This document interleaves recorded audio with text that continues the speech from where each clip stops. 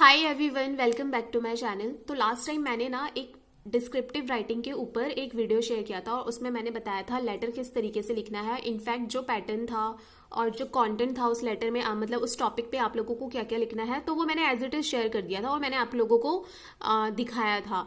तो फिर काफ़ी सारों ने रिक्वेस्ट की कि ऐसे ही कुछ टॉपिक्स 4-5 और शेयर कर दो जिससे कि हम लोगों को हेल्प हो। तो फिर आज का वीडियो इसी पे रहने वाला है।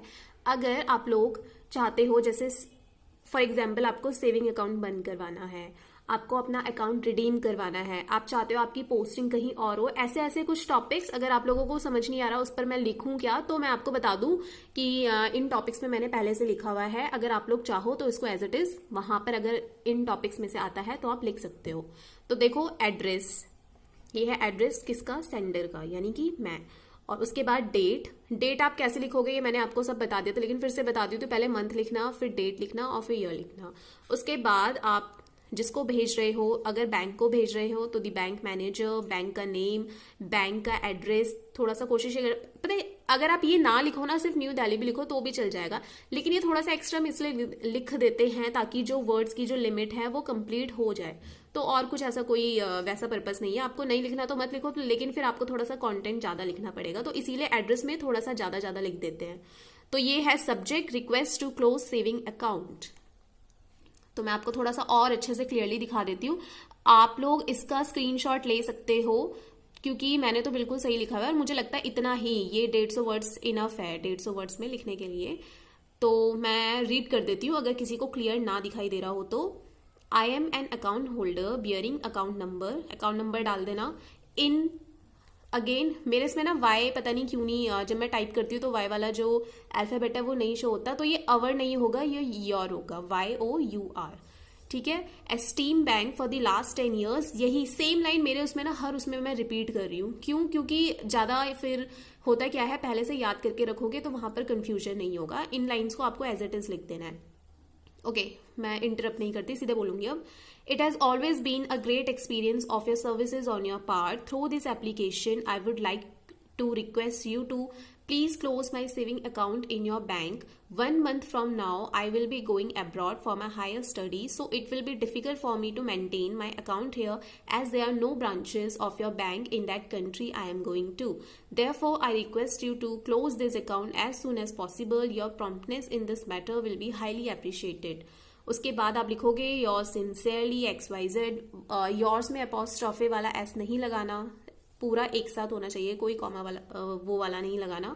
उसके बाद XYZ ABC आप लिख सकते हो, बाकी उटपटांग नाम मत लिख कर आना जैसे आप लोग कर देते हैं कुछ कुछ। तो ठीक है, ये पहला वाला मैंने आप लोगों के साथ शेयर कर दिया। अब मैं दूसरी PDF ओपन अप करती हूँ। दूसरा टॉपिक देख लो, रिगार्डिंग री इशुएंस ऑफ ATM कार्ड। तो ये वाला सब्जेक्ट है। तो ये देखो, फिर से एड्रेस, ब्रांच मैनेजर, इसमें मैंने थोड़ा सा एड्रेस चेंज कर दिया था। तो सब्जेक्ट मैंने आपको बता दिया, सर, कॉमा। अब मैं फिर से देखो वही लाइन्स हैं। I am an account holder in your bank for the last 7 years. I am writing this letter to submit a request for the reissuance of a new ATM card. I have already used an ATM card, but due to my carelessness, it got damaged and it is not working. I put the card inside my pant, and when the pant went for washing, it got damaged. That's why I need a new ATM card urgently. तो ये जो है ना, ये थोड़ा बहुत मैंने letters को बड़ा करने, मतलब जो वर्ड्स की जो लिमिट है उसे कंप्लीट करने के लिए लिखा है कि पैंट में रखा हुआ था, धुलने के लिए गई और वो डैमेज हो गया। I put the card inside my pant. When the pant went for washing, it got damaged. That's why I need a new ATM card. कोशिश ये करना जब भी लेटर लिखो तो बता देना क्या प्रॉब्लम है और रीजन भी बता देना ऐसा क्यों कर रहे हो, तभी आप लोगों को मार्क्स भी मिलते हैं और जो वर्ड्स की जो लिमिट है वो भी कंप्लीट होती है। फिर इस बारी मैंने क्या किया, मैंने अपना अकाउंट नंबर नीचे लिख दिया। वैसे मैं नॉर्मली ऊपर रखती हूँ, तो वो आपकी मर्जी, आप कर सकते हो थोड़ा सा change. My account number is dash dash and I am also attaching my old ATM card with this letter. I request you to kindly reissue a new ATM card as soon as possible. Since I need it urgently, I would be highly obliged if an early action is taken from your side. Yours sincerely, ABC. तो देखो, ठीक है, तो 2 topic पे हो गया। अब तीसरे टॉपिक पे आते हैं। ओके, तो एक चीज और मैं कहना चाहूंगी, अब SBI क्लर्क आने वाला है, तो मुझसे बहुत सारे लोग पूछ रहे थे आप प्री के लिए अलग से ऐसा क्या कर रहे हो, तो मैं बता देती हूँ मैं साथ के साथ जो भी करती हूँ। तो आजकल मैं क्या कर रही हूँ, आजकल मैंने क्विजेस थोड़ी सी बंद की हुई है, मैं मॉक दे रही हूँ और मैं जो भी लास्ट ईयर्स के जो भी सॉल्व पेपर्स थे, मैं उनमें जो जो पजल्स आई हुई थी ना, मैं अब वो प्रैक्टिस कर रही हूँ। क्विजेस मैंने फिलहाल इसलिए बंद कर दी क्योंकि बहुत ज्यादा हो रहा है, मेंस का भी करना, ये भी करना। तो फिलहाल मैं क्या कर रही हूँ, मैं एक दिन जैसे रीजनिंग का लेके चल रही हूँ, एक दिन क्वांट का लेके चल रही हूँ।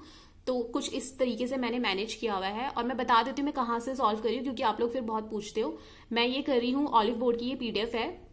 लास्ट 5 ईयर्स एसबीआई क्लर्क के रीजनिंग सेक्शन में जो भी क्वेश्चंस आए होंगे, तो वो सारे इस पीडीएफ में है। तो वहां से मेरी अच्छी प्रैक्टिस हो रही है और आंसर्स भी दिए हुए हैं, जिससे कि मुझे पता भी लग जाए अगर कुछ गलत हो जाता है तो मेरी मिस्टेक क्या, कहाँ पर क्या है। तो मैं क्या कर रही हूँ, मैं लिंक ना वीडियो के डिस्क्रिप्शन में दे दूंगी, क्योंकि फिर आप लोग पूछोगे मैं कहाँ से प्रैक्टिस करती हूँ, पीडीएफ का लिंक दे दो। तो वो पीडीएफ का लिंक मैंने शेयर कर दिया है। जिसको भी पजल प्रैक्टिस करनी है, मतलब एसबीआई क्लर्क में एग्जैक्ट लेवल क्या रहता है, पजल्स का कंफ्यूजन है, किस टाइप का लेवल रहता है, तो आप लोग वो पीडीएफ को डाउनलोड करो और प्रैक्टिस करना स्टार्ट कर दो। तो पता है क्या करो, एक दिन जैसे रीजनिंग का कर लिया, दूसरे दिन फिर क्वांट का कर लेना। ऐसे करके आप लोगों को एक आइडिया हो जाएगा और आप लोगों के अंदर ना वो फोबिया भी नहीं रहेगा पजल्स का। मैंने देखा है बहुत सारे स्टूडेंट्स ना पजल से बहुत ज्यादा डरते हैं। तो एसबीआई क्लर्क से पहले पहले क्या करना है, इस पीडीएफ से जितनी भी पजल्स हैं, जितने भी हैं, आप लोग सॉल्व कर लेना, ठीक है। और इसके लिए एक दिन में 1 घंटा तो यार आप लोग निकाल ही सकते हो, ठीक है। 1 घंटा भी नहीं निकलता, डेली भी अगर इसमें से अगर आप लोग 5 पजल्स या फिर कुछ भी 10 क्वेश्चन पजल्स को इंक्लूड करके प्रैक्टिस करते हो तो बहुत सही है, बहुत अच्छा जाएगा, ठीक है। तो चलो अब जल्दी से दूसरे टॉपिक पे मूव ऑन करते हैं। सब्जेक्ट है request to refund withdrawn money, ठीक है। कभी ये वाला जो टॉपिक है ना, ये मैंने मोस्टली देखा है, ये हर बारी जब भी वहां पर डिस्क्रिप्टिव राइटिंग आता है, ये वाला जो टॉपिक होता है ये पूछा जाता है। मतलब 2-3 ऑप्शन में से ये ऐसा वाला तो ऑप्शन रहता ही है मिलता जुलता। तो ये देखो, सेम एड्रेस प्रगति विहार डाल दिया इस बारी मैंने। I am an account holder bearing account number in your esteemed bank for the last 6 years. It has always been a great experience of all your services on your part. On 12th December, I went to a nearby ATM to withdraw cash from my account. But there is some malfunction in the ATM machine due to which my cash was not collected by me and the machine shows that the money has been transacted from my account. After a few minutes, I also got transaction message. Therefore, I request you to please look into this matter as soon as possible. I am also attaching the slip of the transaction.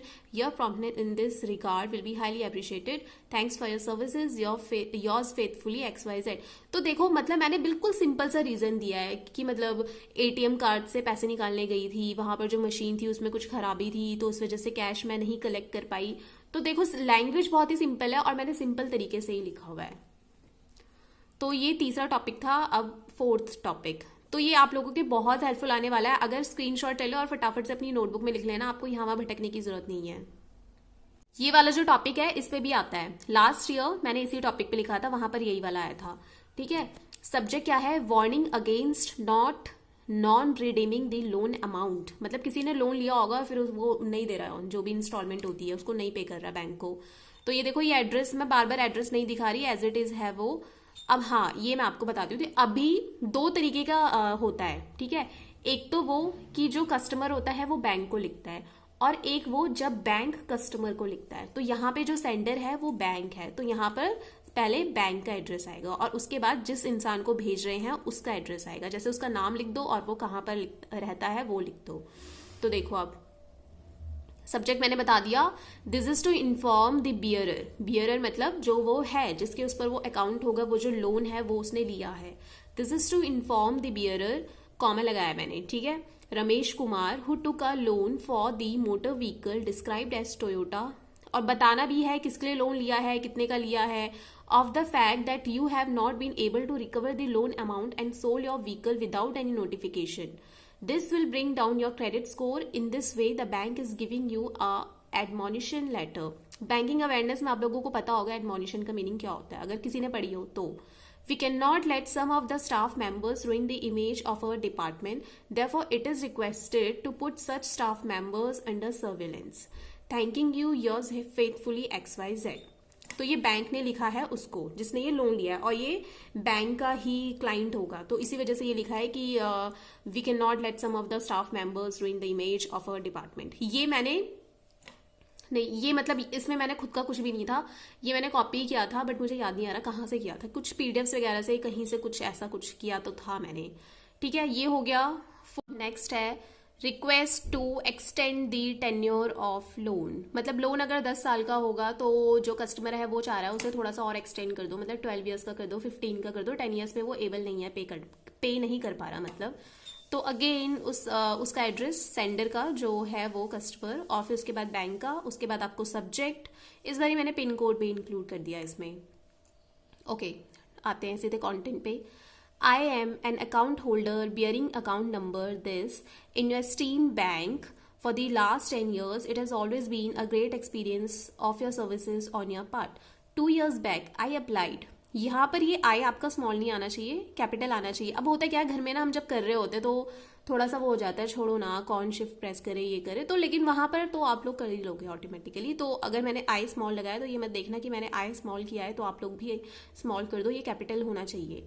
2 years back, I applied for a home loan and it was sanctioned by your bank. I have been depositing the installment in time without any delay. The monthly installment of loan amount was rupees 20,000 and the tenure of loan is 2 years. Due to pandemic, I am receiving just half of my salary and I am unable होगा, यहाँ पर mistake कर दी मैंने, and I am unable to deposit, नहीं sorry able ही होगा, मैंने आगे का नहीं बढ़ा, and I am able to deposit only half of the instalment. Therefore I request you to please increase the tenure of my loan amount. Your promptness in this regard will be highly appreciated. Thanks for your services, your sincerely. ठीक है, तो कितने topic हो गए? 5 topic हो गए। Okay, now this is the last topic. अब इस बारी सब्जेक्ट क्या है? Request for extending the joining date. जैसे किसी की ज्वाइनिंग डेट अगर 2 तारीख की है लेकिन वो चाह रहा है कि वो थोड़ा सा एक्सटेंड करके 4-5 की करवा दो, तो उसमें आप लोग क्या लिखोगे? तो बहुत ही सिंपल रीजन। तो देखो, माई name is Rashi Agarwal. I am very glad to get the appointment letter of my joining as an assistant manager in your esteemed bank. My joining date as per the appointment letter is 27 of March. Unfortunately, I won't be able to join on mentioned date. Few days ago, my father met with an accident and he is on complete bed rest. Nobody is at home, so I have to take care of him. तो यहाँ पर ये कुछ नहीं है, सो के बाद आई होगा। देयरफॉर यहाँ पर फिर से आई होगा, ये थोड़ा सा दिक्कत है यहाँ पे, पता नहीं क्या मेरा लैपटॉप अच्छे से वर्क नहीं कर पा रहा। Therefore I humbly request you to please extend, यहाँ पर थोड़ा सा ये गड़बड़ हो गया। Therefore I request you to please extend the joining date for 3 days। ठीक है, I will try my best to join your office soon. Your promptness in this regard will be highly appreciated.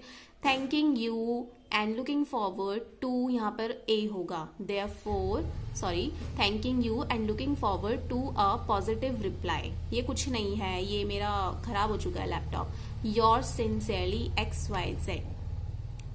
तो ये थे कुछ topics letter के जो मैंने आप लोगों के साथ शेयर कर दिए, और मैं अपने टेलीग्राम पर भी शेयर करना चाहती हूँ PDF फॉर्म में, बट इसमें थोड़ा सा इश्यू है लैपटॉप में, ये नहीं हो पा रही, PDF नहीं हो पा रही, दूसरे डिवाइसेस में सेंड तो नहीं हो पाएगा। तो ये कुछ टॉपिक्स थे। अब मैं ऐसे पे भी बनाऊंगी, अगर आप लोग चाहते हो कि ऐसे भी मैं ऐसे का जो वीडियो है वो भी कुछ इसी तरीके से हो, टॉपिक्स को इस तरीके से आप लोगों को दिखाकर, तो मुझे कमेंट करके बता देना, मैं बिल्कुल वैसे ही कर दूंगी। और या अगर कोई फर्स्ट टाइम मेरे चैनल पर आया है तो चैनल को सब्सक्राइब जरूर करना, और वीडियो को लाइक भी कर देना, और कमेंट करके बताना आप लोगों को किस किस टॉपिक पर नेक्स्ट वीडियो चाहिए। इंटरव्यू वाला भी मैं बना दूंगी। एक तो आजकल फेस्टिवल टाइम था, मैं खुद इतने दिनों बाद मैंने आज पढ़ना स्टार्ट किया है। टाइम नहीं मिल पाता क्योंकि एक्चुअली घर में गेस्ट आते हैं सब कुछ, तो ऐसे में पढ़ाई में कॉन्सेंट्रेशन नहीं होता। और मेरा ये मानना है जब आप पढ़ने बैठते हो तो अपना दिमाग, अपना डेडिकेशन लेवल सब एक जगह फोकस्ड होकर पढ़ना चाहिए। अदरवाइज पढ़ रहे हो, कोई यहाँ से आ गया, कोई वहां से हो गया, गप्पे मार रहे हो, तो वो कोई पढ़ाई नहीं होती, वो टाइम पास होता है। ठीक है, तो फेस्टिवल एंजॉय करना भी बहुत जरूरी था, मैंने तो बहुत अच्छे से एंजॉय किया, आप लोगों ने भी किया ही होगा। तो मिलेंगे अब नेक्स्ट वीडियो में। तो मुझे बताना कमेंट करके किस टॉपिक पर वीडियो चाहिए। इंटरव्यू का थोड़ा सा रुक जाओ आप लोग, एक हफ्ते का टाइम दे दो, फिर मैं बना दूंगी। तब तक अच्छे से अब आप लोग मॉक दे, ज्यादा से ज्यादा किसको दोगे? SBI क्लर्क के दो, SBI PO के दो, क्योंकि यही एग्जाम्स आने वाले हैं। और मेंस का तो देते रहो, वीकली 1 दे रहे हो तो अच्छी बात है, वीकली 2 भी दोगे तो बहुत अच्छी बात है। Bye bye and take care.